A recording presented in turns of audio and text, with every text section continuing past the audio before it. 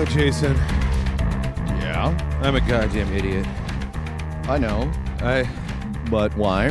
Because, like, when we were making this schedule, I scheduled this podcast for the day after the Rage Select, quote fingers here, Christmas party. Yeah. I'm so tired. Like, in the last week, we've been playing Kinect games, and I've been dragging equipment all over the place.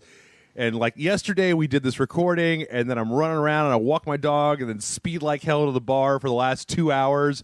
And I'm just, oh, fuck, man. I'm so It's been tired an today. exhausting stretch. I know, but this is hopefully we're coming down to the end. I think that most of our videos are taken care of for a while, Yep. and we only have one podcast on the hook, but we decided to say fuck that after Christmas. Welcome everybody to Rage Select. It's the podcast we're doing Game of the Year. Woo! Yep, wherein game critics arbitrarily create a dumb list Yes. to rank things in an order that nobody cares about. I didn't really rank mine. I just kind of grouped them. Uh-huh. I've got a best and a worst, and then everything else behind it. I'm starting to think that next year for Game of the Year, we should just write down like 10 good games just in a jumble on a piece of paper and then just take a picture of that and be like, yeah, I don't know. Here it is. You fucking figure it out. These were good ones. I wrote 10 bad ones on this hand and 10 good ones on this hand. Like some Da Vinci Code sort of cryptogram. Yeah. Make it a word jumble. Exactly. Although I do have to say that when it comes time for Game of the Year, I always have a big shock because I always go to Wikipedia and I open up a WordPad document and I start copying down every game that I played and beat this year. Yeah. And that's this document over here that's like 2 pages worth of games. How many? I don't know. Lots. Don't count them right now. Yeah, I'm not gonna. Lots. There's lots of them. Wait, hold on. Maybe I can use the number function here. Numbers. No. Okay. Never mind. I'm not gonna do that. But yeah, there were a lot. I played a lot, and because of my horrible proclivity to not want to review a game without playing it all the way to the end, I finished a lot of them. Yeah, you really did. Probably more so than most critics, I would say. I think it's important, man. I think it's important. It is. I mean, I think that you got to have at least one person that's crazy enough to sit down and plow through, Grand Theft Auto 5 in 2 days. Yeah, that's a sickness, dude. Or Saints Row 4 in like a day and a half to like 100% completion. Also insane. Or that time that I played Guacamelee, and then when I got done playing it, I started over on hard and played the entire thing over again. That's crazy. It's funny. From day to day, I tend to, it'll slip your mind from time to time. You're doing a job, you're trying to be funny, you're doing a stuff, but like, God damn, I like video games. Good. Still? Yeah, fuck yeah, man. I love them a lot. Like, even, if tomorrow I had to go get a job at Popeyes slinging chicken. Oh, that'd be so fucking awesome. You'd hook me up with those biscuits. Yeah. I wonder if they have that thing where if, like, you work 8 hours, you could pick, like, one of the meals off the menu. No, you don't tell anybody. You just whip up your own stuff and then toss a couple of bags out back. You just shove a bunch of tenders in your pocket and a bunch of biscuits and red beans in the other pocket. Right? No, rice and beans. That's right. Just in your pocket. Just slogging into the parking lot.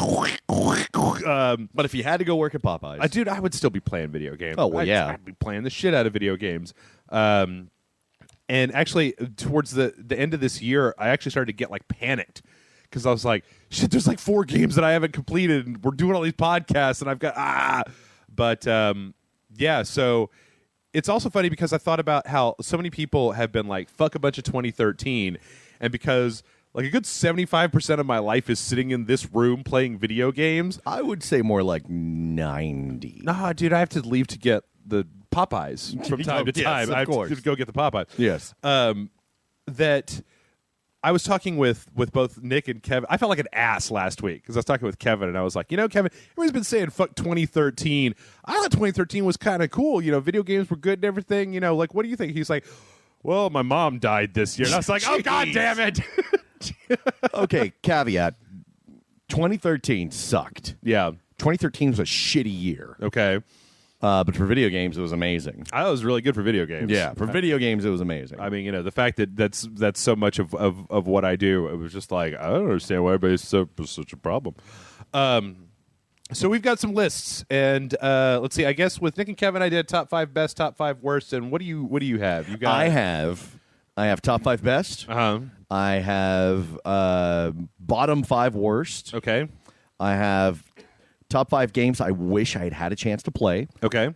And I have the honorable mentions. I have 5 honorable mentions that were good, and I thought they needed some acknowledgement. And these are just...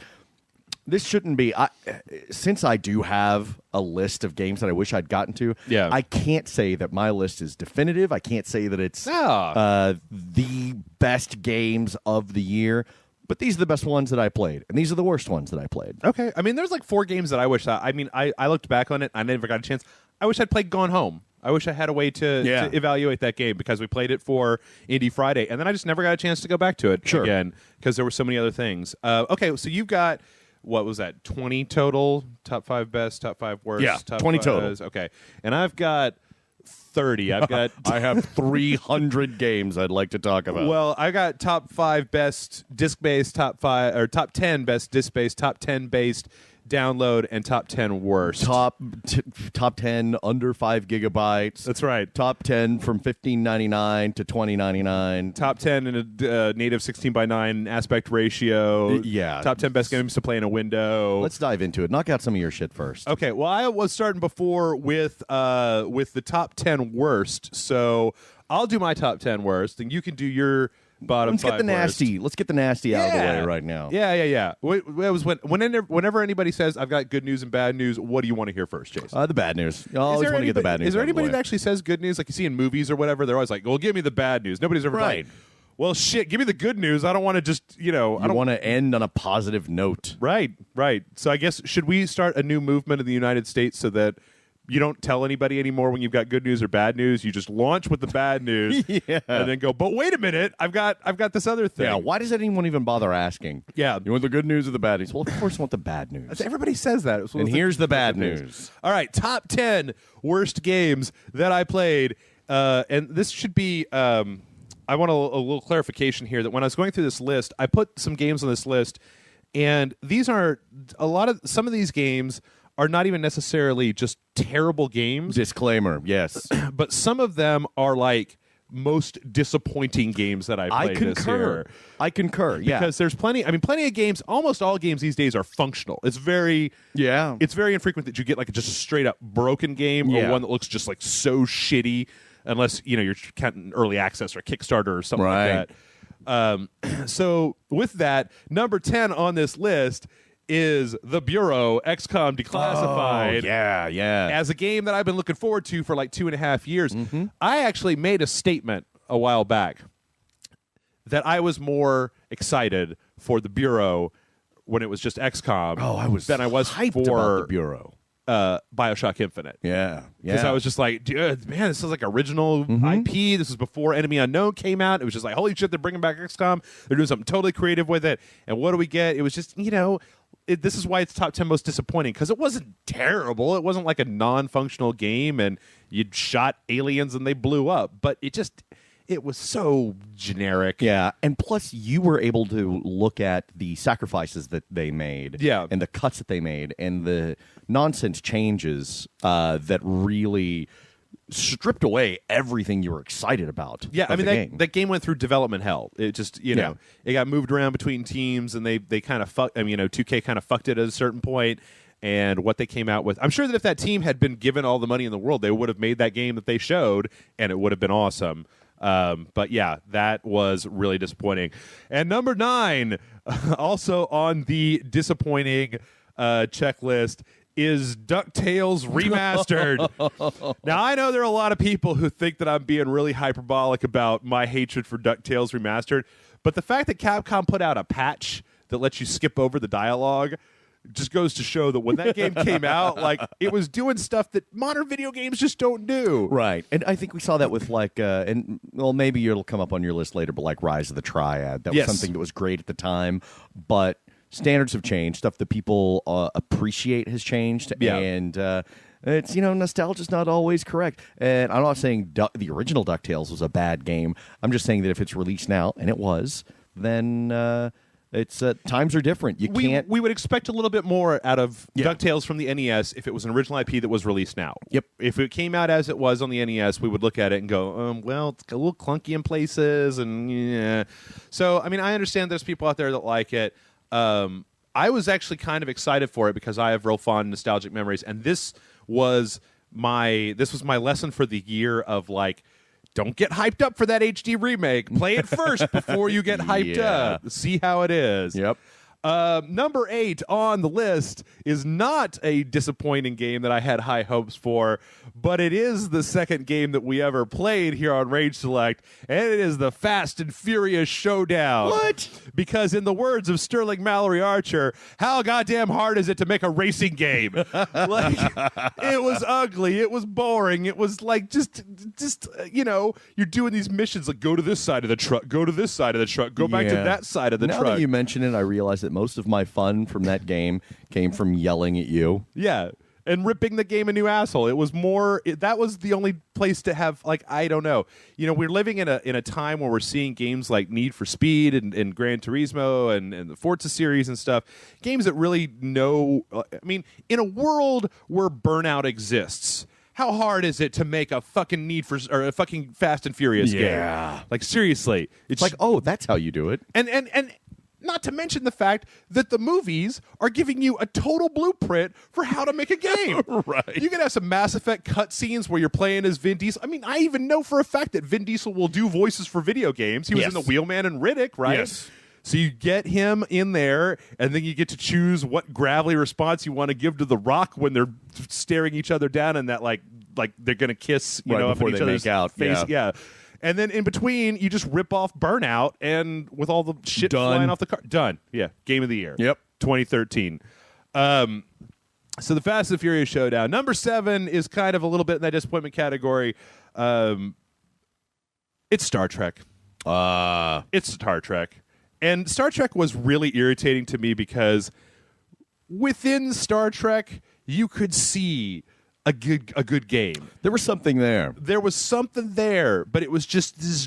I mean, like, and it was getting there, and it was close. And the fact that once again, just like the Fast and the Furious, and Star Trek has a way worse track record at this. But how fucking hard is it to make a Star Trek game? That is one of the richest IPs, and it is a damn shame that they weren't able to turn it into something exciting. We need and deserve more. We need and deserve good Star Trek games. Yeah. And like with that game, even with that Star Trek game, it's like they focus so heavily on the Gorn. Yeah. And it's like, okay, so you've got the Gorn. And what was weird is, did we ever figure out like where they were like, well, this totally is a bridge between the first movie and the second movie? I think it was very, very loose. Like the walked past Harry Mudd spaceship at one point or whatever, and that was it. Like, but and all the things that they could have taken and they could have like revamped to be modern. You could have had Andorians, or you could have had. I mean, obviously, saving the Klingons for the show, but there was all kinds of shit from the Star Trek universe that you could have brought in there. Well, I think a Star Trek game really needs to be based on exploration to have more of that, and that's something that like Mass Effect did way better. Yeah, but I mean, if you look at Star Trek, it was like Mass Effect. This is a third-person shooter with some kind of talky bits in between. But yeah, I don't. In a sense, but yeah, I think you need exploring strange new worlds and civilizations. Sure, stick to the charter. Right. Yeah. I don't know. It's just I look at that game and go like, couldn't you just rip off a good game? Like, could you just rip something better off and make fuck you, Star Trek. Also, there was some of the ugliest character models, like just this like weird Zachary Quinto Spock in the Uncanny Valley trying to emote, and I'm just like, I'm kind of surprised that game even came out, because we saw it at E3 like 2.5 years ago or 3 years ago, and then it just was gone. Yeah. There was in one of the announcements, and then it was just like gone. All right, so moving right along, number 6 on the list is Rise of the Triad. I figured. Because once again, I don't know. It's like, Rise of the Triad was always kind of a cult game, and I feel like if somebody had taken it, like I think there's another game on the list that's a good example of this, but it's like I feel like we're starting to see with a lot of these cash-ins on the names is they'll just take a game and then they will essentially remake that original game with new graphics. Yes. Without any thought to the way that games and gaming have evolved over time. I think sometimes that's a good idea. Sometimes, but in this case, no. Well, the thing is that I feel like if you have a really savvy developer, what they can do is they can look at it and they can say, what is it that people liked about those old games like Doom and Wolfenstein and Rise of Triad and Dr. Radiaki, all that, the original first wave of first-person shooters. What are the things they like about that? And then let's evolve on that concept instead of just taking that and remaking it. Yeah. Like, it's essentially just a skin pack for the game. If you're going to take it and remake it, it should be as something that just comes with a new Rise of the Triad. Exactly. And the other thing is that I still don't know why did they stick to this like story that some kid wrote in like geometry class in 1992 in his spiral notebook of like, this is Nazis, but they're not really Nazis. And there's got spinning blade platforms on their island, and there's this oatmeal that you have to eat, and sometimes you take mushrooms and you get real fucked up. Ah! We've come a long way. We were naive then. It was the 90s. I mean, didn't know any better. Yeah, plenty of games out there have shown us that we all still love a bit of the old ultraviolence, Jason. Oh, yeah. And in fact, in some cases, like Bulletstorm, we love a bit of the old ultraviolence. Oh, Bulletstorm. But, Let me count the ways. but that just didn't work. All right, so now we're back into shit that should have been good. And how did you, we're going to get to the prestigious Rage Select. How did you manage to fuck that up award? Number 5, Army of Two, The Devil's Cartel. How the fuck did you manage to take a series that, in spite of the fact that it was like a B-grade 80s action movie, I was totally on board with Army of Two. They had these two jock-ass, psycho, mask-wearing freakazoids, and in this game you don't even play as Rios and Salem. I know. How do you do that? Like, why did you've established a brand with these characters. Yeah. It's like bringing in Coy and Vance Luke. Right. The Duke Boys. Look that up if you don't get the reference. But yeah, it's like, or in X-Files. Mm-hmm. Remember the later season of X-Files? Yeah, where they brought in like what was Robert it? Patrick Robert and that Patrick, other woman. And they pretty much just tried to replicate the relationship. And it's like, no, we're not falling for that. Well, the other thing is that, I don't know if you remember this, but do you remember the names of the new characters? No. They were Alpha and Bravo. Oh. They were made intentionally generic to kind of like let you do your own douchebag customization on them. But part of the reason that I liked the Army of Two games is because they were so fucking ridiculous that Rios and Salem would gun people down with a gold-plated machine gun, and then you do a fist bump. Yeah. And it's like, don't bring Army of Two into the modern era and try to make it like serious now. It should be going further in the direction of bananas. It should be just more like ridiculous. Precisely. I mean, I maybe I should have put this lower on the list because there was a part at the end where you have to shoot like a pimped out monster truck with guns and shit on it. But I remember you showing me that. But yeah, that game, I don't expect much out of Army of Two. But they managed to take the one thing that I expected and just fucking throw it away. I don't even know why. All right. Number four may be the thing on this list. No, I take it back. Number 4 isn't the thing on this list that I'm most passionate about, but I'm pretty goddamn passionate about it. Let's hear it. Number 4 is it burritos? Is the Flashback remake on Xbox Live and the PC. Yeah. You weren't fond of that at all. How do you take? I love Flashback, and it's just like this guy is now he's a wisecracking like adventurer, and it's just like, what are you talking about? Like he's saying stuff to. I mean, the original Flashback was like. It was like this milestone of science fiction noir, and it had these animations that were incredible. And this game just took all that, and this did the exact opposite of what we were just saying. Where it's like, if they had just remade Flashback, I would have paid $10 and been perfectly happy for it. It was a fundamental misunderstanding of what people liked about the original. Yes, exactly. And they didn't do that. And also, this one, guys, I'm going off of memory, but I'm pretty sure they had the original Flashback game in that game. It was in the title screen. You could go play OG Flashback. But they had it set up so that it wasn't even full screen. Oh, right. It was like you were looking at a monitor with edges and stuff around it. It's like, oh, that's cute. Why did you do that? It was like I would at least have been. It would at least been a nice consolation prize if I could have said, "Well, this game sucks balls, but at least I can play unadulterated Flashback whenever I want to." Yes. But no, not even that. Like, fuck you, Flashback. You motherfucker. You're getting them all worked up again, Flashback. You see what you did? See what you did, Flashback? I'm going to have to tranquilize him. This is the problem with the top 10 worst lists. Is just gets me more and more upset. Let's get through it. All right. You'll be okay. Okay, number 3 is going to be a big surprise to you, Jason. Oh? Number 3 is Aliens Colonial Marines. Okay, so I want to make this very clear why Aliens Colonial Marines is number 3 and not number 1, because I feel like a lot of people are going to put it at number 1 on their bad list. Yeah. Aliens Colonial Marines is number 3 because I played it co-op with my friend, and it was like Mystery Science Theater with a bad B movie. It was fucking hilarious. That's you got to be careful. That's a specious way to rate something. That's so bad it's good. Okay, but the other thing to remember is that you know how I'm a terrible robot from the future with no feelings that hates everything. Yep. Okay, that cottons to my experience with you. Yes. Okay, so a lot of times when that happens to me, and then a game comes out, and I'm like, and then it comes out, and I'm like, oh, hey, this is actually pretty cool. This is great. I'm glad that I was mistaken. I never thought Aliens Colonial Marines was going to be any good. Even when they showed it to me and I waited in line at E3 and there were the guys with the pulse rifles and I went in to go see it and they had the stage demo of it, I was just like, you're just remaking scenes from Aliens here, and this not even doing it well. And not even doing it very well. Like, I even saw the demos where they were running it with all the PC stuff all maxed out.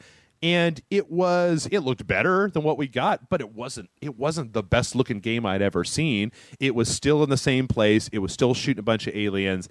I still think that Aliens is one of those things where it seems like it should be a no-brainer to make a good one, but you got to be real careful, because if all you do is just remake the movies, then who wants to do that? And making a good one is not enough. Yeah. Because you had 2 films in that franchise that are among the greatest sci-fi / thriller / action movies of all time. And so if you're going to play in that playground, you better bring your A game. And they didn't. And they even went and contradicted a lot of stuff from canon. Yeah. And tried to say that it was canon. Oh, yeah. So there were some fundamental flaws with that game, aside from the horrible gameplay, the lackluster graphics, and the false promises that we were given before it was released. I guess it's just, this is one of those things where just the poorness of the gameplay itself is what puts it at number 3. But this, unlike some of the other games on this list, I had no expectation for this. So when I opened the box and people were like, "Oh my God, it's terrible! Who would have thought?" And I was just like, I kind of thought that. I was like, let's wait and see. Yeah. So number 3. Number 2 is another one that falls just totally and completely square into the category of, you showed me something and what I got was so fucking stupidly different.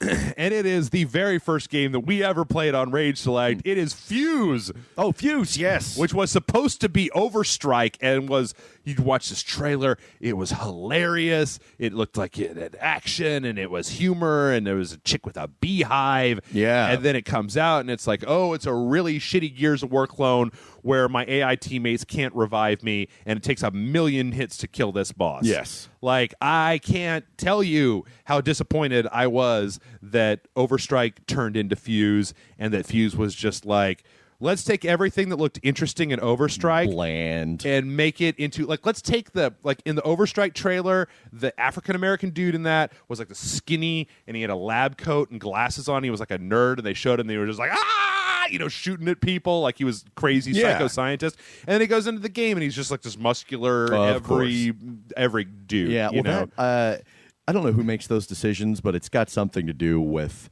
trying to follow the market. Yeah. And I think that's exactly what we saw with the XCOM game that you mentioned earlier. The Bureau, XCOM Declassified, yeah. I think it's exactly what you saw, because they had something a little unusual and different. And they said, no, it needs to be the same. It needs to match what has been successful. So let's strip out all of the risks and make it more like other successful things. And trying to follow trends like that is just a failure in any creative endeavor. I mean, you end up with bleh. Like, exactly. I'd rather see an unsuccessful. I mean, obviously, I'm coming from, I want to play specific types of games, and not like, I'm not trying to teach the industry how to make money, but I'd rather play an unsuccessful game that was really fun than some generic schlock that made a lot of money. Right. All right, and number 1 on my list of the top 10 worst fucking terrible, shitty video games of 2013. I want to hear it. Dark. Fuck you, Dark. I suspected that was going to be your answer. Fuck you. Dark is not only a poorly made game with bad voice acting, crappy graphics, and just terrible, terrible gameplay mechanics, but it's hard and boring at the same time.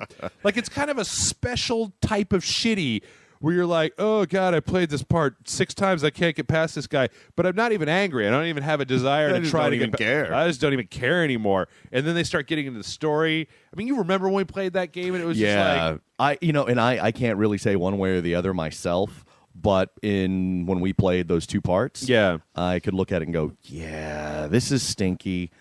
I'm not qualified to put that on my bottom 5 list, but I certainly can't argue with you putting it on yours. Oh, man. And I don't know if any game this year has enraged me as much as... And you know what? I don't have a problem when a video game is challenging and it makes me pissed off. As long as there is an equal, oh, I did it right this time, like, that's super fun. As long as you have big highs. You can have low lows as long as you have big highs to go along with them.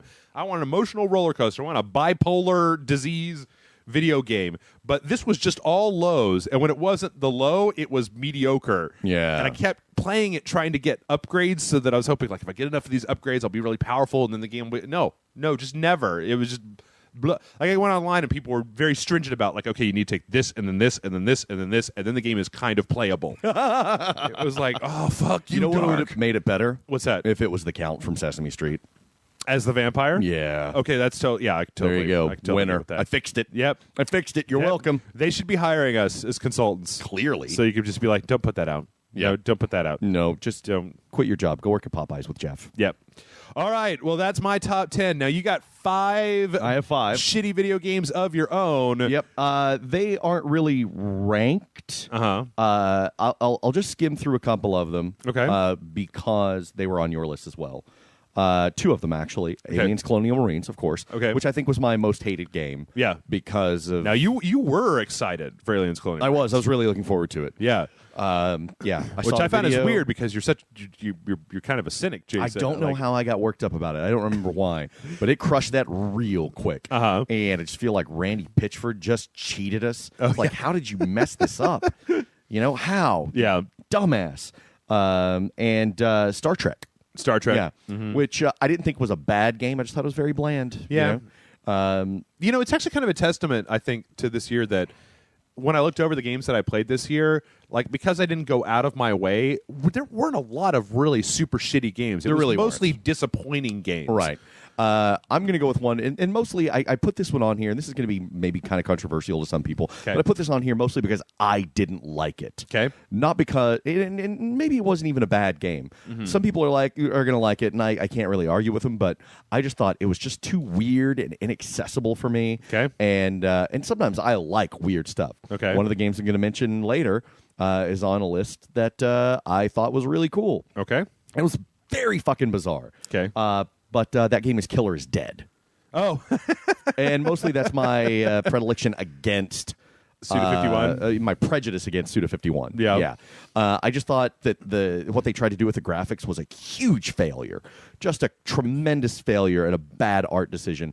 I didn't like the gameplay, and I just thought it was just the story and the game elements were just stupid, and it just really wasn't. What for me. about Gigolo mode, Jason? Where you and get that to was like just insulting and horrible. stare at somebody's tits. I And then forgot all look about away. that. I put this on that list having forgotten about that. Oh, wow. That's just shitty. Okay.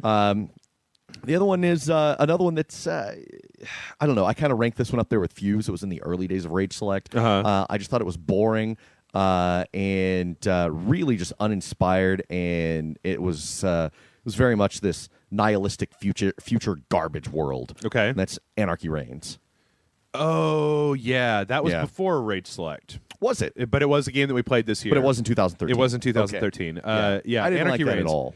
Yeah, there were that was one of those ones where we played it, and I didn't really care for it either. I think I beat that game. Actually, I think I played it all the way to the end because I think we did a review for it. But that was one of those games where we played it, and then we put up our video playing it, and we were just like, I don't like this. Right. And then there were a lot of people who came in, and they were just like, what are you talking about? This is incredible. And I would just sit there looking at it going, where? Yeah, and hey, if you like it, I'm not the authority. This is just what I think. Sure. So, I genuinely want to like every game that comes out. Sure. Wouldn't that be amazing? So if you like it, great. I'm glad you were able to amuse yourself with whatever. Yeah. That's awesome. Cool. People finding things that they like, great. But I thought this was shit. Yeah, I can see that. Here's another one that I've ranted about. I guess this is this is the last one on my list. And Okay. You're going to disagree with me, and a lot of other people are going to disagree with me. You know what it is. It's fucking Dive Kick. Fucking dive kick, bitch. That game to me, that was again, I've said it before. That was something like something you would find on Adult Swim because it's funny, it's clever because it's so weird. It's like Tim and Eric designed a video game. Yep. Fuck you, Dive Kick. You know what? When people don't like a thing, you can't argue them into liking it. No, and why should you? We don't want to take stuff that people like away from them. Right, but exactly. I hated Dive Kick. I just thought it was a smarmy hipster video game. Fuck you. Well, you want to put those? Do you want to put them in an order? No, but I will say that Aliens Colonial Marines was the worst, I think. Was the worst? Yeah. So that would probably make Dive Kick number 2. That would make Dive Kick number 2. Okay. Well, that's all you need is 1 and 2, and go the rest from there. Yeah, and then everything else is, All right. Well, I got another big top 10 list. So why don't you pick another one of your lists? Oh, do another one of mine? Yeah. This one is. I'll go through this. This is stuff that I really wish I had played. Okay. Stuff that might make my best of list. Uh-huh. Had I been able to dive into it. Okay. And Are they ranked in any particular order? no, not really. Okay. No, I'll just go into one of them, and I'm not. I can't remember if this came out 2013 or not. Okay, I'll tell Enemy you. Within, XCOM Enemy Within. Yes, that did. It come did. out. Okay, that's on my list. Yeah. That's on my list of games that I really wish I'd played. The expansion, right? To Enemy Unknown. That's what you're talking about? Or are you talking about Enemy I'm just Unknown? talking about Enemy Unknown Enemy as a whole. Unknown was last year. Okay, well, Enemy Within still, came out this year. I never did get to play either one of those, really. Yeah. And I wish I had, because they looked great. Zelda: A Link Between Worlds. Oh, so good. Yep, I wish I'd had a chance to play that one. God of War Ascension. So not good. No, okay. So still, just like Blurg. I wish I'd had a chance to figure that out for myself. Right. Antechamber.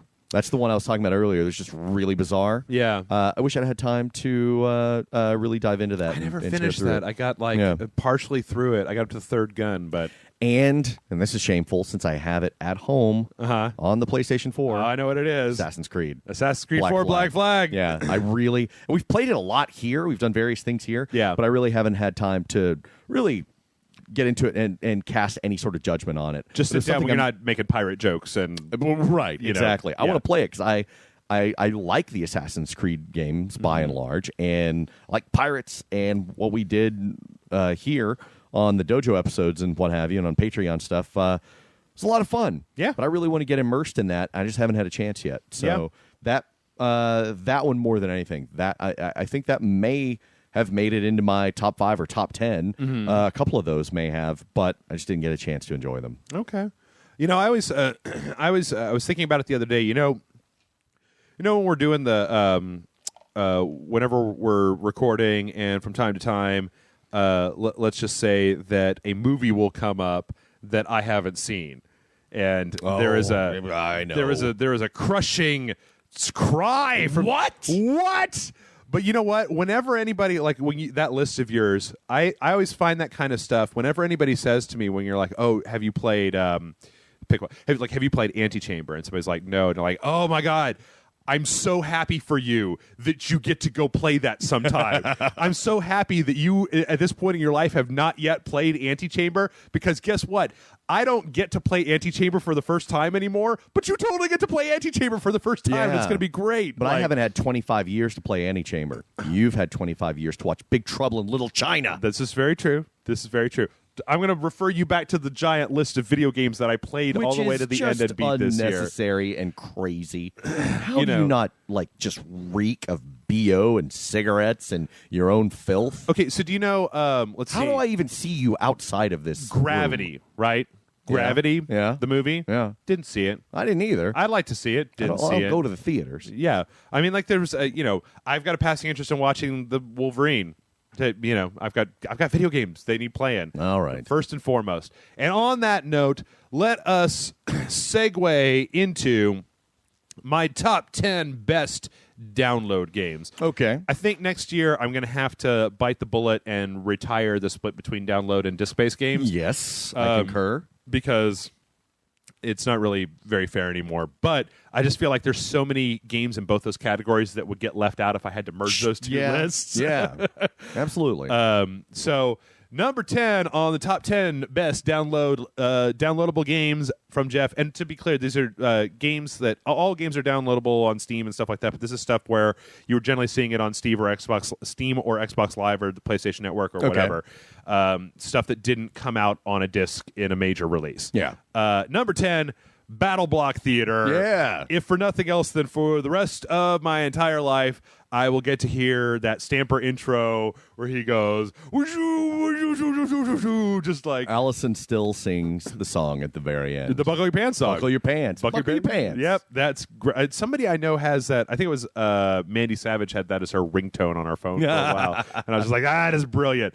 And, I kind of wish that I could put Battle Block Theater higher because it's a good game. It's just that it gets diabolical too. Well, the Stamper stuff to me is really the best part. Yes, of it. The platforming is great. It's fine. Like there's not a single problem with it. But that's the stuff where I'm literally like, God, I got to watch that cutscene again because it was so fucking funny. All right, number 9 on the list, and I think that this is a true testament to how strange 2013 is the fact that there is a game on my top 10 worst list that has Michael Biehn, and there's a game in my top 10 best list that has Michael Biehn. That's Far Cry 3 Blood Dragon. I actually got Blood Dragon on a Steam sale. I think it was in like October or something, and went back through and just played the whole thing again in one Saturday afternoon. Oh, yeah. This game was really fucking awesome. It was so fun, so self-aware, and it had just the right dose of crazy and good gameplay. Didn't get too weird, very referential. Yep. And just a blast and really funny. And what's strange is that Far Cry 3 Blood Dragon creates a very strange shape in video games this year. Because Far Cry 3 Blood Dragon and Aliens Colonial Marines both have Michael Biehn as a main character, but Far Cry 3 Blood Dragon and another game on my other list have something else that happened twice in 2013 that is just fucking psychotic. I think I know what you're talking about. We'll get to that. But yes, Far Cry 3 Blood Dragon was kind of everything that I wanted out of Far Cry 3, but never knew that I wanted out of Far Cry 3. And you know what? It got even better. Did I tell you that like later on they patched in a menu option that after you've beaten the game, you can just reset all of the garrisons. So you can go back and just kill dudes and get money. Oh, fantastic. The star thing that you get on your arm or whatever. And it was like great. In fact, that was one of the only games this year also that I got all of the achievements on Xbox Live. Like, I actually made an effort to go in and do that. Except for the one that was get a headshot with every weapon or something like that, because I was like, well, fuck a bunch of that. I don't care. All right, number 8 on top 10 downloads was Outlast. Really? Outlast did a lot that I really, really enjoyed. There were parts of it that were a little derivative. There were parts of it that, like, I felt like the game didn't incentivize you enough to play in a hide under the bed way as much as a kite the monster around way. But still, I got to say that even though I felt like the ending was a little bit derivative, I didn't see it coming. I thought that it was fun while I was playing it. It also is one of, to my knowledge, 3 video games that I can think of in the mainstream that just have full-on dong. Dong, yeah. And not just one dong, but like double dong. That's what put it on your list. That's right. It's all the dong. Hey, dong, you're going in number 8 right there, buddy. Well, you know what? Like, it was when the Golden Dong Award, the Dongacles Award. Dongacles, yeah. When I was playing the game, it was crazy because you're wandering around a mental institution, right? And all this stuff is happening. And like, fuck, I played Silent Hill, I played Resident Evil, I played this stuff. What could be scarier than this? And suddenly, like, these 2 guys built like professional wrestlers, totally hanging brain come out and just are looking at you, and they're like, well, yes, we'll get to him later. And then you turn around and they start like chasing you, and they're just full on naked running after you. And I'm just like Congratulations, Outlast. You found a level of horror I didn't even know existed in video games. Dudes with hanging brain running after you, making really creepy statements while they're running. Look at the way his cheeks jiggle when we chase him. Yes. Yeah. Just. So yeah, Outlast did a very good job with what it did. I really look forward to seeing what those guys are doing next. Number 7 on the list. You know, Jason, the mark of a good game to me is how many hours I can put into it before I realize what time it is. Yeah. And number 7 on my list was a game that it was diabolical in its design, because it was very much the epitome of I'm just going to go one more time and then I'm going to go to bed. And that is Rogue Legacy. Rogue Legacy. Yes, Yeah. where I think I was at like 70 descendants or something before I finished that game. But it was, you were in the future by the time you finished. It was one of those games where it was so fucking diabolical, because whenever you finish a level, you're like, oh, I'm just going to do some upgrades, and then I'm going to save and I'm going to go to bed. So you do some upgrades, and you're like, you know I what? want to try these upgrades I want out. to check these upgrades out. And then you go back in and you start playing, and you're like, hey, these upgrades work really well. And then you're into it for another 30 minutes, and then you die. And then you just go back to the beginning of that sentence and start all over again. And then suddenly the sun is up, and you're like, what have I done with my life? But yeah, Rogue Legacy, I feel, was a really good... And this year has really been a banner year for a lot of games out there that do procedurally generated levels. And this proved that while the levels in Rogue Legacy were not as good as because a Metroidvania game were not as good as like a Metroid or Castlevania game that has been built from the ground up, they were passable enough that you could get along with them. So they weren't 100% randomized. You'd see the same types of rooms all over the place, but there was enough differentiation in the way that the place was set up, and you would run across weird shit just long enough that it kept it from being dull. Yeah. And it also had some of the best music that I think I've heard in a game this year, like fucking super catchy 16-bit shit. All right, number 6 on the list has already been talked about once by me. And any game that I'll play through twice in a row, you gotta say is a good thing. That's fucking Guacamelee, man. Yeah. I love When I was Guacamelee. looking through the list of 2013 stuff, I thought, Jeff's going to rave about Guacamelee. Yep, I fucking love Guacamelee. I think that game is awesome. I think a Metroidvania brawler with a 2-world Link to the Past element that is all based on luchadors, and once again, just like Rogue Legacy, the music in this game is like all that fucking. It was great, and the whole game, it was one of those games where you could just button jam your way through it, but if you learn how to do the combos, like it really paid off. Much more rewarding. Yeah, just really good. Also, it had a multiplayer components. So you could have two people co-op on the screen at the same time, and it was also one of the first games that I ever had that would flawlessly transfer the save from the PS3 to the Vita and back again. And when you bought it, you got it on both, so you could just be like, you know what, I'm going to go outside and smoke. So just quit the game, upload your save, download it on your Vita, go outside, boom, you're right into the place in the game where you were when you stopped before. Fucking Guacamelee, man, that game is badass, and I love it. And very stylish, too. Oh, yeah, absolutely. And speaking of stylish, but they're all stylish on this list. Number 5, Monaco. What's mine is yours. Right. Which I'd actually been watching for a long, long time before it came out. But just this idea of this kind of like stealth meets Gauntlet meets weird pixel art stylized. Also, another game where I bought the soundtrack for Monaco. Excellent music. So good. And the fact that the way the game is set up is really inventive as well, is where you start with one group of people, and then when you beat the game with that group, then it starts back over at the beginning.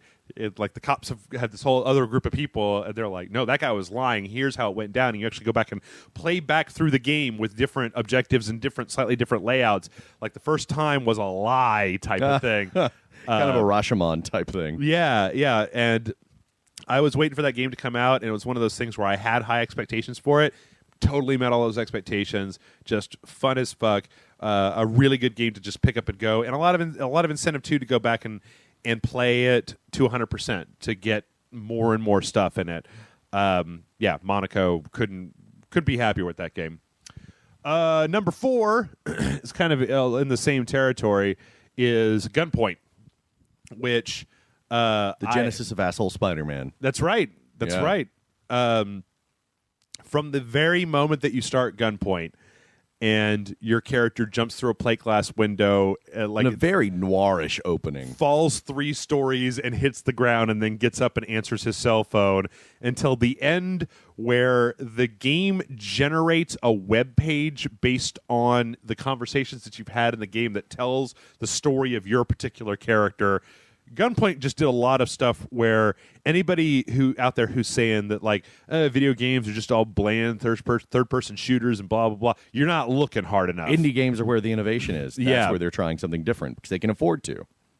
Yeah, and some of the puzzles in there just absolutely diabolical. And there's so many parts in Gunpoint where that payoff of when you set up, okay, he's going to try to turn on that light. I'm going to turn this light off, and when he turns it on, it's going to open this one door, and then that's going to cause this guy to go over here and blah blah.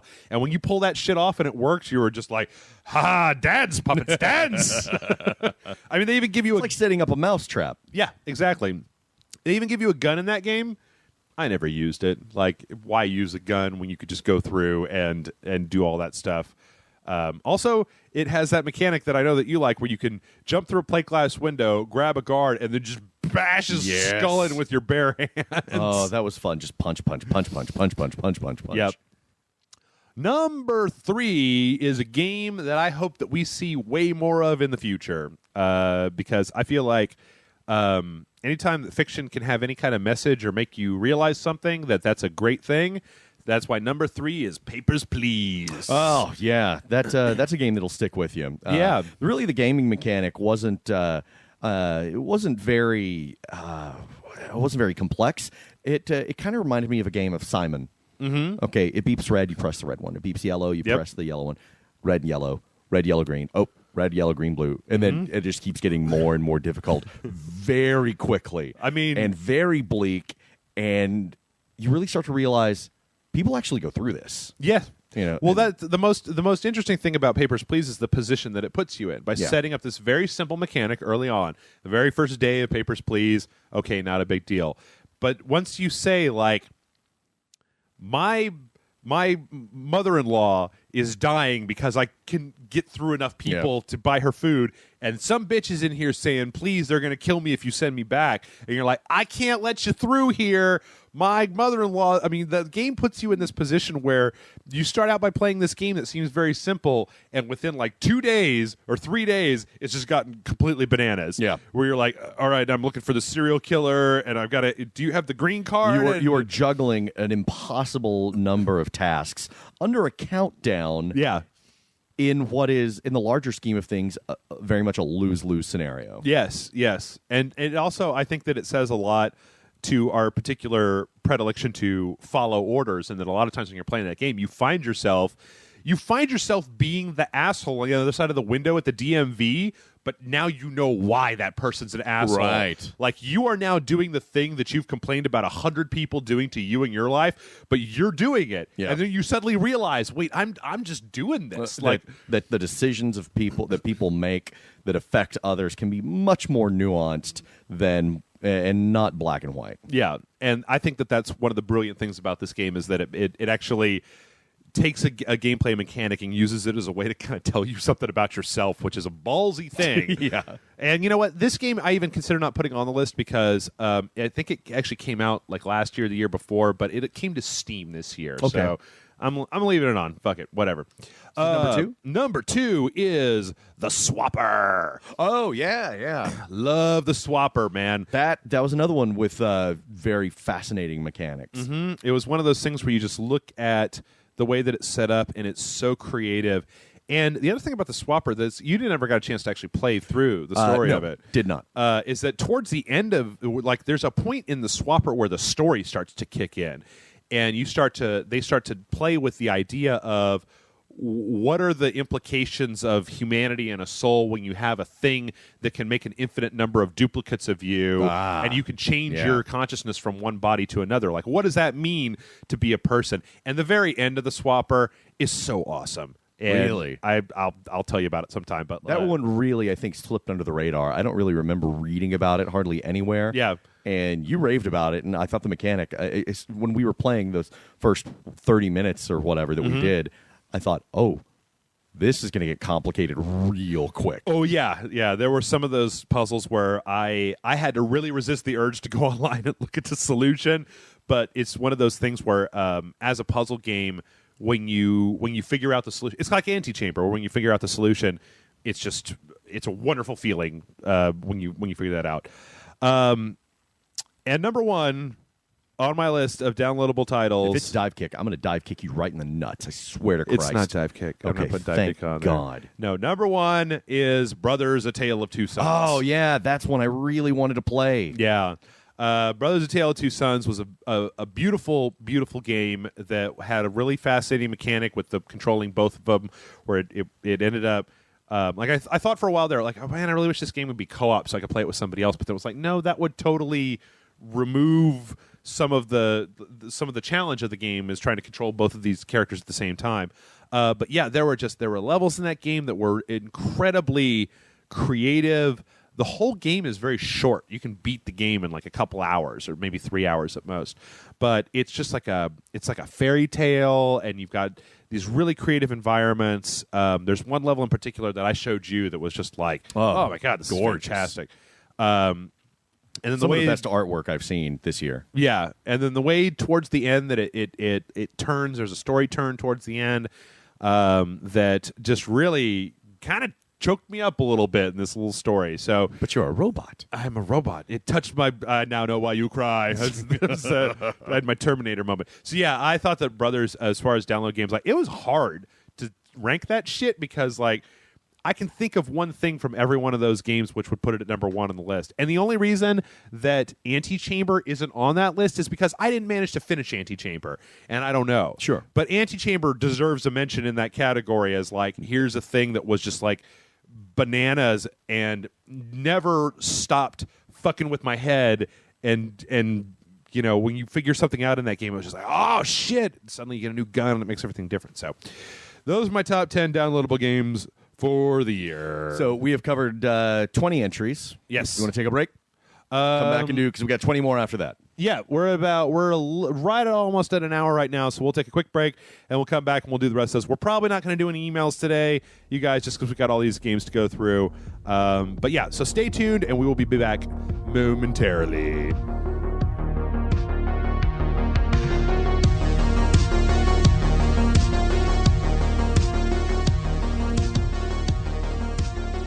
All right, welcome back to part two. I think this is all going to be posted as one big thing, right? Yep. Okay. Game of the Year 2013 Rachel Yes. Before we get started, I'm curious, Jason, do you ever put any... I mean, there was a time and a place on the internet where I used to get really upset when people would make like a top 10 list and they would leave off the thing that I wanted or whatever. Do you ever do that? Oh, yeah. Do you still do that now? I still do, yeah. Like top 100 best horror movies, and you're like, why is that one at number 77, you Man, know? that gets me more than the top game list, dude. The top horror movies, when I see those lists, sometimes it just, I'm like, what are you, fucking stupid? And I take it as a personal affront, and I know I shouldn't. It's ridiculous, but sometimes I'll look at those and I'm like, wow, somebody, you know, because there's a website, I can't remember what it is, where it's like all the lists. It's lists. It's just list. And people post like, how many have you seen of these movies or whatever? And someone put, you know, like top 100 horror films. And I looked at them all, and then I looked at it again, and I looked at it again, and then I realized it's just some person, just some dude, Right, yeah. you know. But I looked over and over, and I'm like, why is the original Texas Chainsaw Massacre not on there? You fucking idiot! You heretic! I think I saw one of those, like every so often I'll come across one where it'll be like, the best games that you never played in 2013, and I'm like, well, I played all of those, and like these four you shouldn't play because they're just goddamn garbage. All right, well let's see. You've got 5. I've got 5. For lack of a better term, the honorable mentions. Honorable mentions. These are games that were good. They were interesting. Okay. They stuck with me. They didn't really make it into my top 5. Maybe not even into my top 10. Which I didn't make a top 10. But yeah. These are games that I thought needed to be brought up.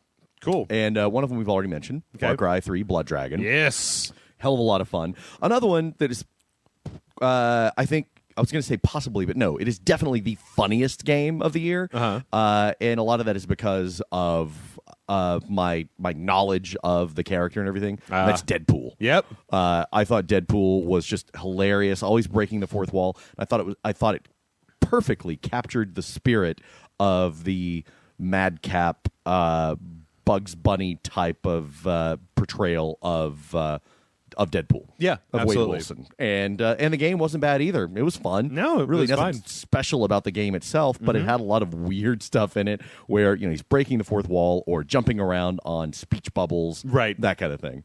Absolutely. And it was very meta and strange, and I thought they really, really respected the comic book, and I thought it was a hell of a lot of fun. Another one, and again, these are in no particular order. This is one that I didn't finish. Uh-huh. It was a very short game, but I read a lot about it. I watched some videos. I played most of it here during our happy hour, and that's Gone Home. Gone Home, yeah. Yeah. Again, didn't get to finish it, but it stuck with me, and I really like the atmosphere of dread that it created. Uh-huh. Even though there were no monsters or anything in it. Yeah, and the way it subverted your expectations. I thought that was a really novel, an interesting way, maybe, not a lot of gameplay elements, but an interesting way to unfurl a story. More of like an interactive story than Yeah. a game. There were some game elements, God, but we very start getting mild. into this thing about like what is a game, right. and that's just that's a dark, It's a losing ugly road. Yeah, we've gone down it before with like Walking Dead and Telltale games. yeah. But yeah, that's one of them on my list, and one that Which- I really liked, and a lot of people have stopped mentioning because it was kind of earlier in the year. But I really got a kick out of the Tomb Raider game. Tomb Raider was good. Yeah, that's definitely one that I would put in there. Is that as a reboot? I mean, it had a lot of elements that like it really. I was talking with Kristen about it, and I feel like it really took the Tomb Raider franchise and just like emerald it up. They just bam, they threw some gameplay elements in there from stuff like Metroid about the whole traversal and getting Yeah. around and doing stuff. That was great. It was also brutal as hell. Oh, man. Like, yeah. You will play this game and wince Just- ah! at what she gets put through. Really some superhuman amounts of punishment that she takes. Sure. But it was always like, it was kind of like Uncharted, where it was just this side of, it was on the right side of the realism, so that you're like, okay, listen, we all know that if you get a chunk of like rebar shoved through your side, it's Yeah, going to take it's over. You're like, done. It's going to take you like 6 weeks to heal from that. Yeah. Just get a med pack and just go, oh, well, I guess I got to keep running and jumping everywhere. Yeah. And that's one of the few games that I've played this year that I actually want to go back and play again. Uh-huh. Okay. And this one, number one on my honorable mentions list. Yeah. The one that was automatically jumped on there. I don't know if I'm going to blow your mind. Blow but there my are mind. a lot of people who are listening right now. Uh-huh. And they're going to, no, Jason said that? Oh my God. It's No. Dive Kick, isn't it? It is It's not. totally Dive It Kick. is not. You're subverting your own lists. It is Mount Your Friend. No, I'm just kidding. About your friends. Fire Emblem Awakening. Okay. Do you still have that? Do you have a physical copy of that? Did we keep that around? What did we do with that? Because I've been wanting to play that. No, I think it I think we Gamefly? gameflied that. Okay. Shit. I'm pretty sure. Play that. But yeah, damn good game. Okay. Very strategic. Story is, whatever. It's a typical kind of Game of Thrones-ish, Game of Thrones-ish fantasy, betrayal in the court and so forth. But yeah, I really liked building up my army and determining, okay, I'm going to send these 5 out Yeah. for this mission. And then you play that mission and you realize, well, that was a terrible idea. You guys suck at this particular objective. I'm going to use these guys now because I know better because these certain enemies. And yeah, it takes a lot of thought, and I like it because it becomes a little bit like chess at some point. Like, Yeah. okay, I'm going to move this guy over here and draw their fire so that this guy can move up through this choke point.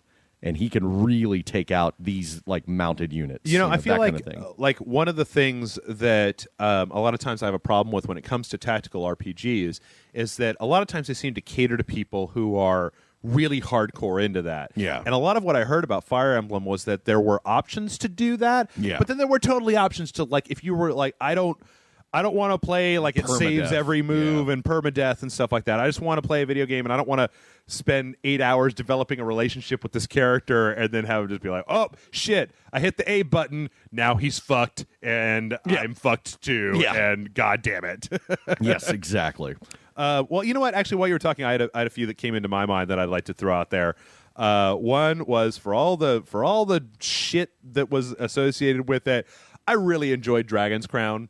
I thought the game was really fun. There's a lot to like about it. I just think it got in its own way with all of the tawdry character design. Yeah, and it did have some problems when it came to like moving the mouse cursor around with a the analog stick, which just never feels right. It never feels good or anything like that. Also, Shadowrun, the Shadowrun Returns. I'm really hoping that in the next year they put out some more stuff for that because I had a really good time. It was short. And it was very simple, but I really enjoyed playing it. And then I've never really felt like I'm getting the most out of this game because I don't play the multiplayer, but the StarCraft 2 Heart of the Swarm came out this year. And I love me some Zergs, and that was a really cool expansion. Another one that I left off it just occurred to me, it was a grievous omission, and that was Diablo 3. Diablo 3. I played the shit out of Diablo 3 in the consoles. Once again, there's a question there about, like, Diablo 3 came out last year for the PC. Do you count it on this year's list? Right. Well, that's why I put it on this list of ones that, it's not at my top, but it is something I really enjoyed. And to also be clear, I played the hell out of it. Mentioning it before, and I don't think it's come up, so I want to clarify that I don't want to seem like we're dissing either The Wolf Among Us or Season 2, Episode 1 of The Walking Dead, but I prefer to evaluate those as games when they're as a whole. Done. Sure. Not just one episode at a time. That definitely merits mentioning. Yeah. So, all right, well, what do you want to do? You wanted me to go? You go. Yeah. Okay. Top 10. Top 10. Top 10. Disc-based. All right. Top 10 disc-based games, which, like I said, next year we're not going to do this because it's stupid. And this is, I imagine we are going to have probably different placement. Yes. But I think our lists are going to be very similar. So I'll just tell you what. I'll just chime in. Here, why don't we do it like this? I'll go 10, 9, 8, 7, 6. Okay. And then at 5, why don't we just start going back and forth between number 5, number 5, number 4, number 4, number 3, number 3, number 2, number 2, number 1. Or will that be too confusing? No, it's fine. Whatever. Okay. All right. It doesn't matter. All right. Number 10 on my list, a late entry into my list, but god damn if I didn't have just a fucking ball with Dead Rising 3. Oh, yeah. Like, oh, man, I can't tell you how when they showed it, it's like when they first showed Dead Rising 3 at E3 this year, and it was just smart glass, and use your smart glass for the smart glass. And I was just like, I don't have a they fucking were trying to iPad. shove that down our throat. Yeah, but when I went to actually play the game, I loved it. Like the number of zombies on screen, and just like you could just tear through them with these super weapons. You could spawn the roller hog whenever you want to. It's, yeah. I mean, like there was a zombie death counter in that game, and I beat the game and then went back through and started playing more of it. And by the time I stopped playing, it was something like 40,000 zombies that I had killed. That's obscene. Over the course of my time, because you ended the zombie plague with that. Yeah, and like later on in the game, hell, you know what? This is a testament to just sometimes how dumb I can be. But like, it turns out that I had, through the course of the game, I didn't even realize that you can take foods and combo them on the spot. So you can take like 2 foods and put them together and make a drink that gives you like zombies don't notice you for 5 minutes or something like that. Or really? you're invincible for 30 seconds or stuff like that. And like I've said it before a lot about how I like to play video games as a power fantasy. Yep. And oh my God, is this ever when you get all the way up there and you're just doing this shit. I mean, like I went and tracked down every collectible. I tracked down every psycho. I did every side mission. I did all the upgrades. I did everything in that game except for the dumb shit that you've got to do with the Facebook app or Smart Glass or whatever. Yeah. I did everything that could be done in that game with a controller, and I just wanted more and more. I was very close to starting up the nightmare mode of that game with my character just to have another challenge and play it again. I love Dead Rising 3. I even liked parts of the story. There was a big twist at the end of the story where I was just like, oh my God! And it's so stupid, and yet it was just like, this is great. This is great. Number 9 on my list is another one that really just took me by surprise, where I got it because I went, wow, well, this is a spectacle that we can have on the dojo, and then ended up just completely falling in love with Shadow Warrior. Really? And Shadow Warrior is one of those games like that in a year where we had a remake for Shadow Warrior and a remake for Rise of the Triad, and that Shadow Warrior game just goes to show what you can do when you have a developer that actually gives a shit about what they're doing. Right. Because there was magic, and there was sword play, and there was a pretty decent story. I mean, it was a B-pulp story. Yeah. But, like, you get enemies, you're running in with your sword, fucking hacking limbs off, and it just, like, this, in my mind, Shadow Warrior was this year's Bulletstorm. But for the love of God, you're talking about a video game where the main character is called Lo Wang, and like Bulletstorm, by the end of the game, I was having feelings about the story of the buddy cop between Lo Wang and this mask that he carries around. In spite of all the ridiculous madness surrounding it, Exactly. they were able to build some sort of bond with the characters. That's impressive. It was so weird and just like super fun, just super ultra fun. And once again, I've said this before, but it's also possible that this might have been just like, because Shadow Warrior is one of the first games that I played on my new PC, and it just looked gorgeous. It was just dynamite. All the particle effects and the lighting and stuff like that was great. The character design was good. And, it was there were a few points where it dragged a little bit, but for the most part, they were always shoving new powers in your face and giving you a good challenge with which to use those powers. So Shadow Warrior sits at number 9. Number 8 is I think the only game on this list outside of maybe Dark that I didn't actually finish. And it wasn't for lack of trying. Well, you're not very good at video games. Yeah, I'm very terrible at video games, Jason. We know. But what I played of that game, it's Super Mario 3D Land. Which, that is a big surprise to me. You know what? Like, I don't know if we'll get a chance to actually do a full review of that game. Like I said, I'm still trying to finish it. But what I have played of it, like, this is one of those things where I can kind of see where they're going from what I played, and I've looked up some information about what's going on. But, like, what I've played of it is just fantastic. Like, it's creative, it's colorful, it looks great, it's so fast and frenetic and fun, and they keep hitting you with this new stuff. Like, they don't just rely on the same mechanics over and over again.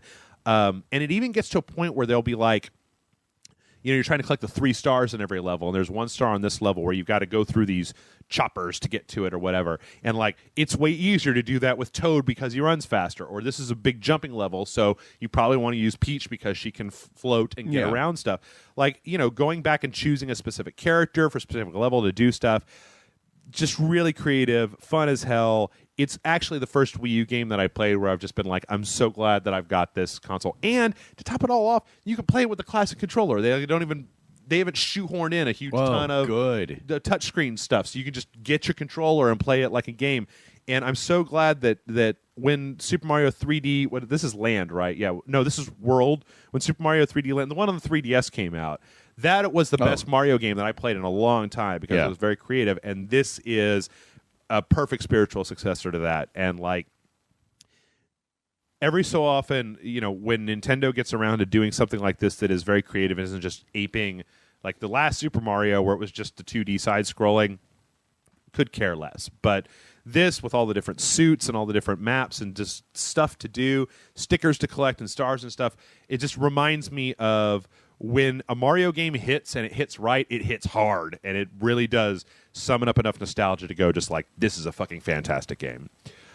Number 7 on my list, you stole my thunder, Jason. Did I? Yes, is Deadpool. Ah. I don't know if my top 10 list is going to say something about... I feel like my top 10 download game list is like, this is the artsy-fartsy critic, and then my top 10 disc-based game list is like, yeah, and then you get to fuck some shit up and cut stuff with a sword and blow up zombies. Be funny. And I mean, I count... One of the reasons Deadpool is up there on this list is because any game where I'm sitting here by myself, hardcore into playing a game for review, I'm here in my house by myself, and the game does something, and I just fall off my couch laughing. I'm just like, that's hilarious. Like, there's nobody here to laugh along with you, and you don't feel like it. Yeah. You just genuinely, like, that game in your private moments just fucking cracked your shit up. And I don't even know it that much about Deadpool, but, like, it was really fun. One of the funniest games in a long time. And I think we said this on the review that we did for it, but like that game could have been a game where they just made a really mediocre like Fuse style game, you know, and they just relied on the comedy. But I felt like the upgrades and the combo system and the building up the different points and the different melee weapons for the situations and stuff was great. I feel like they had some good levels. They had the Genosha level and like you know, all these different really creative stuff. And there was plenty of fan service. You know, they bring in Wolverine and they just make a joke out of him and stuff like that. I had an awesome time playing Deadpool, and I honestly didn't expect to. I mean, I didn't expect to hate it, but I was just like, well, I don't know anything about this character, and then it was just super funny. Any game where one of the people in the game, in this case Cable, is doing the info dump of why you have to go do this thing. And then suddenly, me and the main character of the game are saying the exact same thing. Where he's just like, I don't care. Oh, this is so boring. And I'm like, yeah, preach it, brother. Preach it, brother, Deadpool. Yeah, I love Deadpool, and it was really a surprise on my list. Number 6, you mentioned on your games that you wish you got to finish, and that is Assassin's Creed 4. Oh, yeah. I know some people, like, when I'm of a weird mind about this, and it's because... you know, I try not to let this affect my judgment, but sometimes it just does. But when I played Assassin's Creed 4 for review, I was playing it on the PlayStation 3, right? And it was kind of grody looking. And then when we got the PlayStation 4 and we upgraded and I was playing on the PlayStation 4, I realized that there was part of me not getting into the game that was like... When you see that with all those graphics jacked up and the smoke coming from the ships and the waves and the light glinting off the ocean, shit like that, it so much more puts you in that world that it seems better at that point. You know, right. It's just like you're looking at the individual leaves rustling on a bush, and you're just like, oh my god, like it's more immersive. It's like you're on mushrooms. Yeah, that bush. It understands me. I got to get in it. I got to go inside of it. But yeah, also if you just put pirates and stuff, well, fuck yeah, pirates. That's a couple of points. Yeah, right there. And I don't know. The other thing is, I got to tell you that I've had conversations with Fungus Monkey where we've argued about my takes on the main character, and he's brought up some good points. But yeah, all in all, like that game, I went through it, and it's like one of those games where when I first played it, I was a little like, yeah, but it was a game that really grew on me, where the more I played it, the more I was just like, yeah, fuck yeah, pirates, yeah. And I even like some of the stuff they did with the outside story, which was convoluted and weird, but I don't know, it still worked. All right, so you know what? I've been talking a lot. Why don't we go to your number 5 on your top stuff, and we'll see. I'm pretty sure that your number 5 is not my number 5. Oh, so, no. Yeah. In fact, my number 5 is not anywhere on your list. I'm almost positive of that, and that is Batman Arkham Origins. Batman Arkham Origins. Yes. Okay. Ding dong. I really liked it. I thought it was a great way to flesh out the origin of the Arkham series. I liked the villains, like the story. No, it's not as good as the previous two, but it's really a good game. I like the mechanics, the new gadgets, and everything. Yeah, I thought it was just another great entry into the series. You know, you and I have talked about this before, Yep. and I am the first person to admit that I am pretty goddamn nitpicky when it comes to Batman. Yeah. Like I hold my Batmans up to a high esteem, but yeah, I can totally see that. Plus, you got to play a version that didn't have gating bugs on it, right? It did crash on me several times. Oh, okay. But That's a testament to how good of a game it was. If the fucking game crashed on you, and Yeah. you still got it on your list there. Yeah, it did. But there was no game-breaking stuff. I would just have to reboot and go back to what I was doing. So yeah, it wasn't. Technically there were some errors in there. There were some problems with glitches and what have you. But I didn't run into anything that just really made me stop playing it. Okay. And I actually went after I finished the main game and found myself doing like supplemental stuff, like track down all these escaped Blackgate prisoners, Right? and little extra things that the Get game all would these throw at Riddler you. trophies. I did not do that. No, and I never will. You're like, I'm not a crazy person, Jeff. Right, I have my limits. What was your number 5? Number 5. I don't even believe I'm saying this after the shit that I've been talking. A Legend of Zelda: Link Between Worlds. Oh, My- Nintendo. what's with the two big Nintendo franchises showing up in your top 10? Fucking hell, You hater. man. Sometimes when Nintendo does it right, they do it, like I said, when it hits well, it really hits. Eat crow, motherfucker. Eat it. And this game was probably one of the trickiest things that I've ever seen a company try to do. Taking Legend of Zelda: Link to the Past, one of my favorite games of all time. I like that game better than that's my favorite Zelda game. Sure. I like it better than Ocarina of Time because we've gone into all that blah blah blah blah Yeah. blah. And this was like the world of Legend of Zelda: Link to the Past is 100% reproduced here. The overworld is the exact same. So like you instantly know if you're a fan of those old games, like where everything you're like, oh shit, I remember there was a block right here last time too.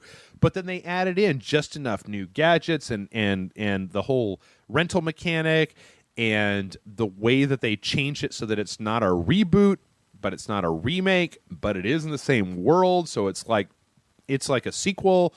But they didn't, it's not like, all right, now we're 200 years in the future and everything's all Right. fucked up. Like it references the first game, but with reverence and respect, and it adds in, like I saw that where he goes into the wall and he's 2D and he's walking along the wall, and I was just like, that looks fucking stupid. And you play the game and you're like, you guys have totally taken the world of A Link to the Past and integrated this mechanic in it to make new challenges and stuff.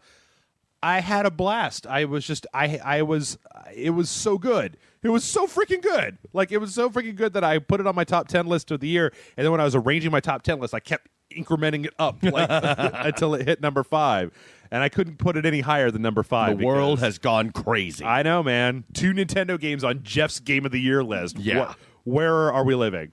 And number 4 for me, this I thought had some of the best developed characters in any game, maybe ever. Okay. Gameplay wise, it was fun. Yeah. Nothing amazing about it. It was really good, I thought. The story was the overall story and the setting and everything wasn't anything too interesting, but really the relationship between the two characters really struck me as genuine and poignant all the way up to the ending and through the ending, and that's The Last of Us. I was going to say Beyond Two Souls. I didn't play it. Didn't play it, but no, The Last of Us. Okay. Yeah, that ending will stick with me as one of the best endings I've seen. Maybe because it has stuck with me, and it's very poignant, and it's not necessarily the ending you want, Right. but it is powerful. Yeah. And just the relationship between Ellie and Joel, was fantastic. Yeah. And that was enough to really stayed with me. And a lot of people are going to give this their game of the year, and I can't argue with that.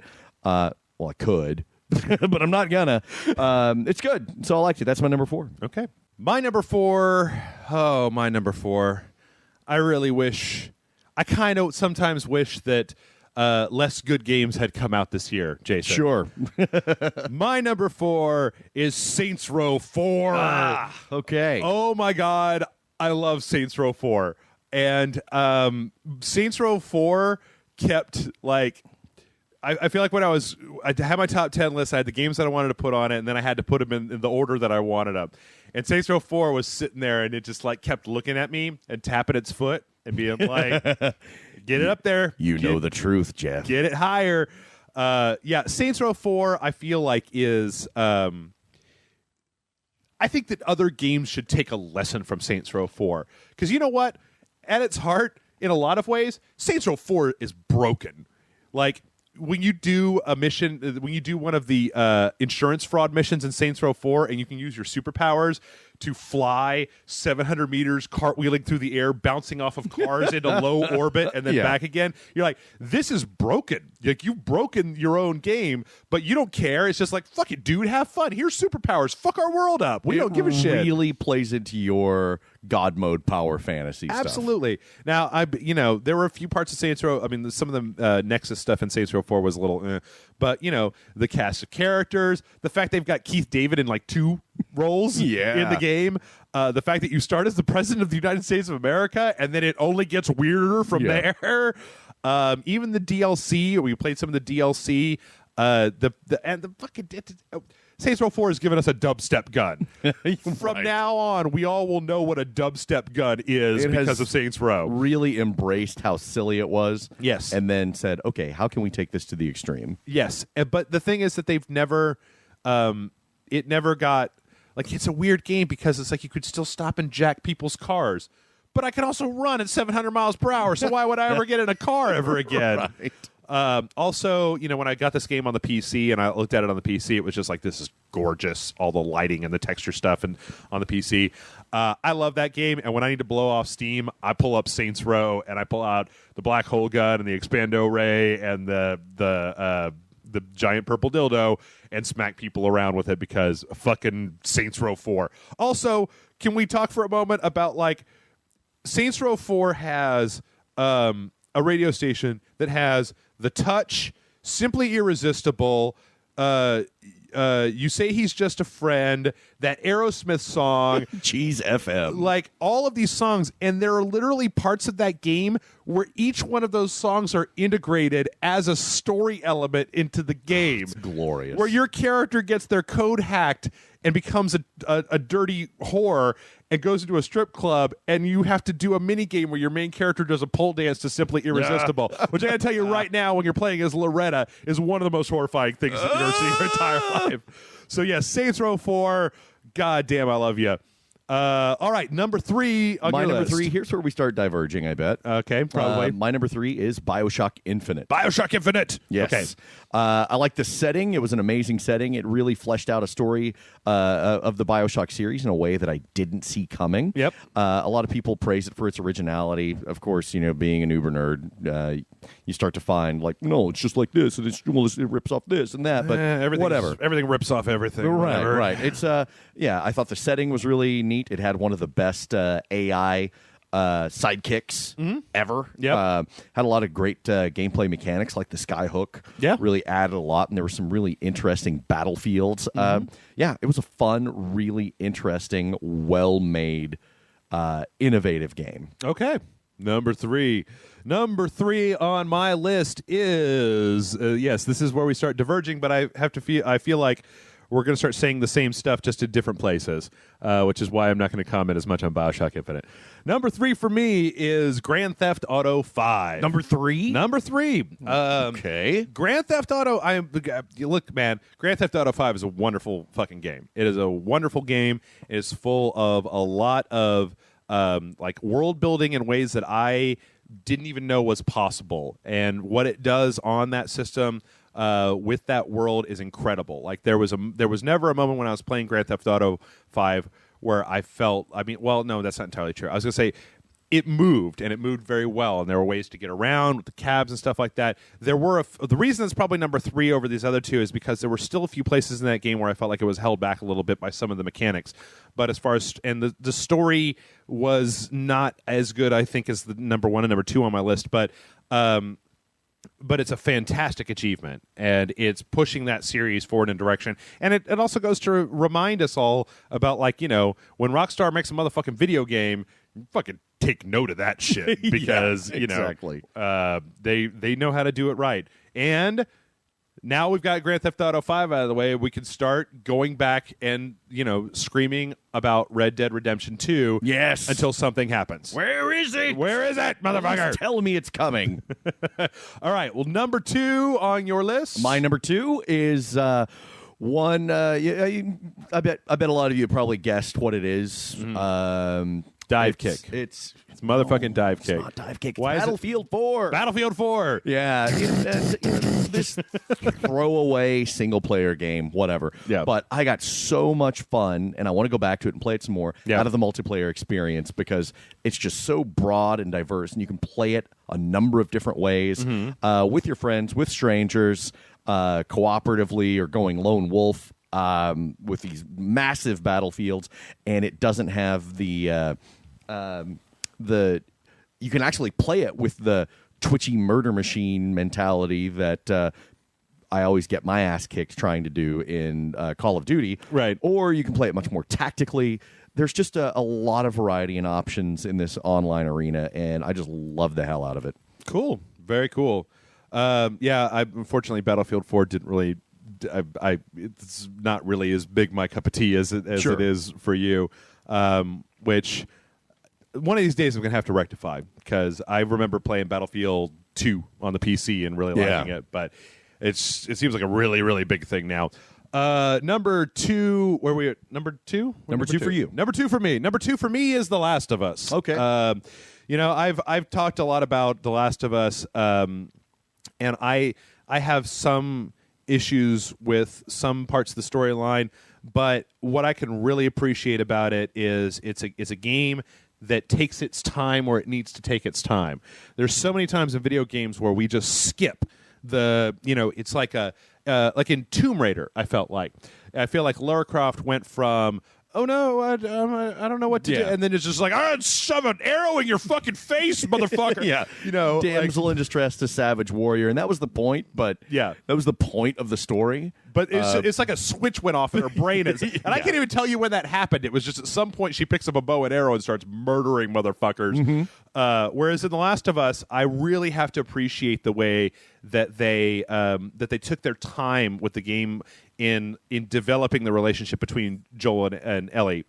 Ellie, right? Yes. Joel and Ellie. Okay. Is that in a lot of games, so that the things that happened between them became much more meaningful in spending like 20 hours doing this instead of, because that game, you could have compressed that shit down to like 8 hours. Yeah. You could have taken a lot out of it. And you could have fallen prey to a lot of video game stuff where it's like, okay, we just got to keep topping ourselves with set pieces and action sequences.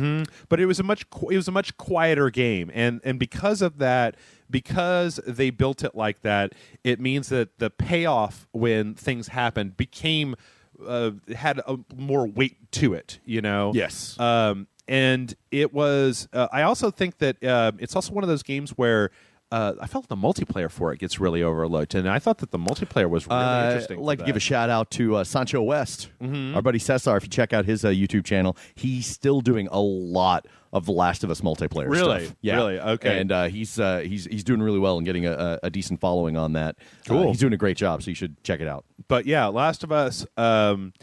Really kind of sucked me in, and I felt like it got a little repetitive at certain points. But as far as storytelling goes, what The Last of Us is to me? Is The Last of Us is they took the lessons from The Walking Dead, and then they applied them to a more traditional video game. So it was less of that. So and I feel like with that game, you're finally starting to see this synthesis of really top-notch storytelling and very good game mechanics at the same time, and that's what makes it a really, really special thing for me this year. So, all right. My number one, Game of the Year. Yep. Game of the Year. No big surprise. You probably already figured it out. Yep. Grand Theft Auto 5. It is an imperfect masterpiece.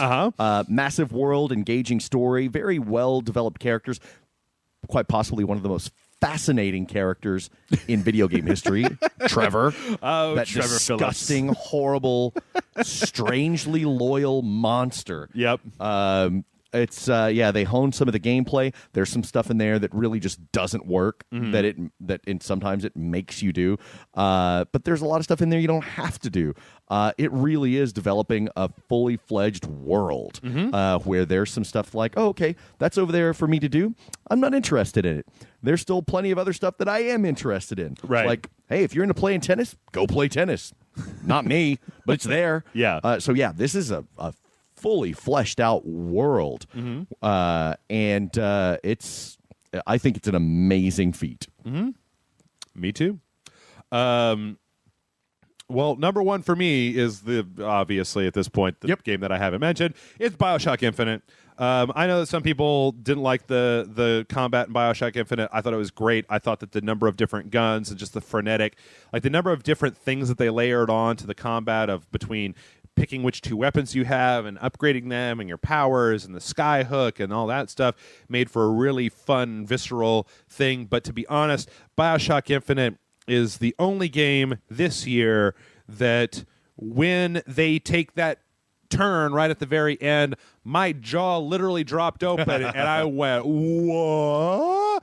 And it takes a lot to do that in a video game for me. It takes a lot to turn on a game, because we've seen in movies and in games and in stuff like that is so that we almost expect it now. Yep. And that game was going along, and it was like, we're doing this, you're in the middle of this stuff, and then suddenly that game takes a turn where you're just like, holy shit, I think it was very smart writing. It really tips the whole story on its ear. Mm-hmm. And even before that, a lot of the tears and alternate realities and like changing stuff around, I think that the way that the game was making a statement about, like, you had the oppression of the poor and racial relations and stuff like that, and then you go through over here, and suddenly that whole thing's been tipped on its head, where the game kind of fucks with you by saying, like, feel bad for these people, and you're like, I do feel bad for them, and then it's like, now look, they're murdering everybody, and you're like, who do I feel bad for now? Do I feel bad for the racists? I don't know. A little statement about war. Yeah.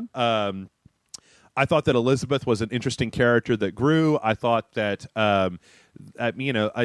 both in here and in The Last of Us, you have a character who is essentially invincible and invisible to the enemies, and that's a little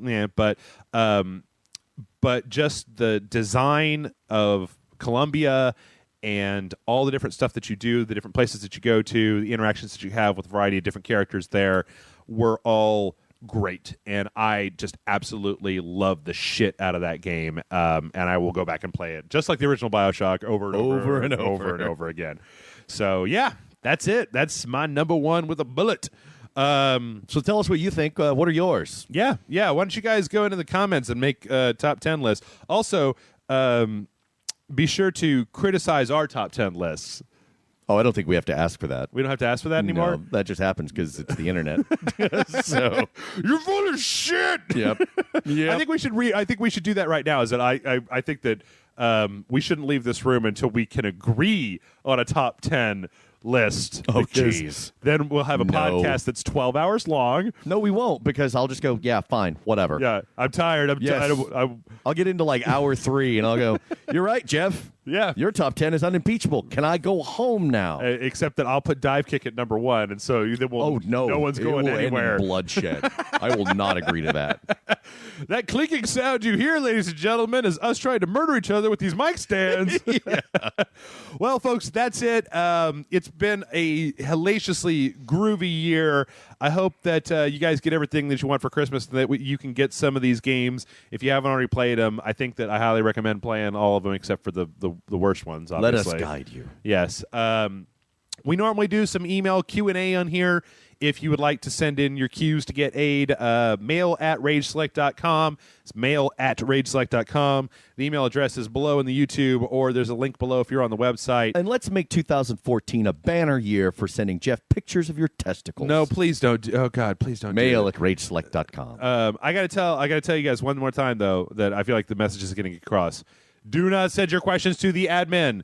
Do not send your questions to the admin address. I will not read them. Mail@rageselect.com is the place to go. So we'll see you guys back here next week, where we're going to get back into news. We're going to get back into talking about your questions, and we'll also have a report of what everybody got for Christmas. Yep. So